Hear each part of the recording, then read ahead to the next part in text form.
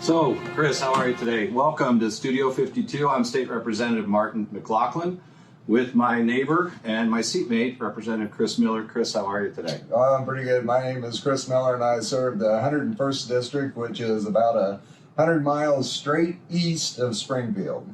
So, last week I had Representative Freeze, and we kind of summed up the week. Chris, I want to let our constituents know the kind of business that we handled on their behalf this week.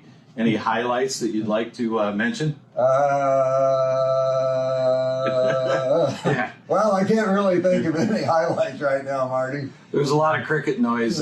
We've been down here Tuesday, Wednesday, Thursday, and today we were on the floor for less than 20 minutes. Yeah, that wasn't long. At great taxpayer expense and with no legislation to consider. No, it's pretty amazing. Incompetence and the lack of any intelligent life as we walk around the halls. You know, artificial intelligence is a big threat in this country. Unfortunately, I think Representative Miller's right. There's a lot of artificial intelligence going on here in Springfield. But one reason I want to have Chris today is we had to talk about tariffs this morning with a professor from the University of Illinois.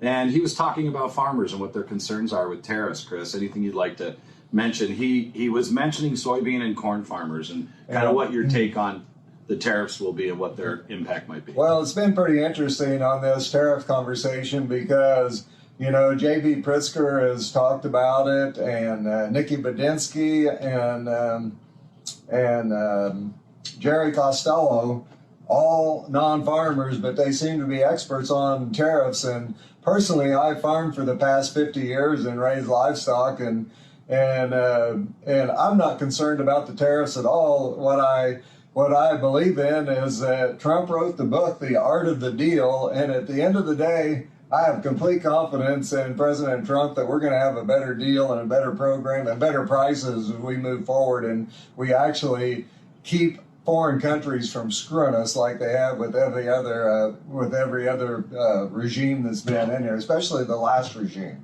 Yeah, so it was interesting. We had about I was offered almost 2 minutes, which is about a minute longer than we've been getting lately from our Democrat colleagues. But I asked the professor, I said, you know, don't you believe that tariffs will be temporary?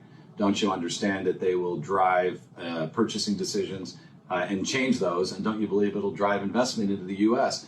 And University of Illinois, nothing against that fine institution. I couldn't have been more disappointed in the professor's responses this morning. He didn't seem to understand that the answer is yes. And how do we know that? We've already gotten, $7 billion in new investment in the United States, just based on balancing tariffs. I also asked him, I said, you know, if tariffs are bad for this country, why isn't he out there singing the woes of every other country that issues tariffs on the U.S., like the European Union?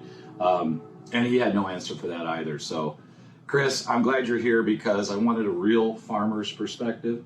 For those of you who can't see, Chris is wearing cowboy boots, or I'm sure there's a specific name for that, but they're not docksiders, so I know the man's genuine. I got my socks on. Okay, good. He's got his socks on. It's formal today. But you know, as far as other issues that have come forward, there's been a lot talked about, but really haven't done much this week. No, and that's at great expense to the taxpayer. No, that's true. We do the best thing we do is we waste taxpayer money on a daily basis. Yeah, and so, you know, there's two things that we can do. We can let you guys know what's going on, and we can kind of message what is actually occurring behind the scenes. So, as I said, this week was all about trying to create all kinds of fear as it relates to the financial future of what the new administration's doing. And Chris, I say this all the time, it's the policies, not the person. Right. Donald Trump's there for another 3 years. Right. After that, if these policies work and it helps put manufacturing back in Illinois and turns around our Main Street communities, I certainly hope that everyone will recognize that that was the impetus to make it happen. Absolutely, and I think that's an excellent point you make, Marty. Well, so anyway, we want to thank you for being with us, and Chris and I'll keep bringing you what's going on in Springfield in under 5 minutes. So thanks for joining us at Studio 52 from Springfield. We're live-ish. If you get this, it's Thursday on April what? What day is it today? 24th, I think. April 24th or 25th. Yeah. When you get in this building, time kind of loses all sense. But anyway, thanks for joining us, and we'll continue to try to bring you updates on what's going on in Springfield. Thank you.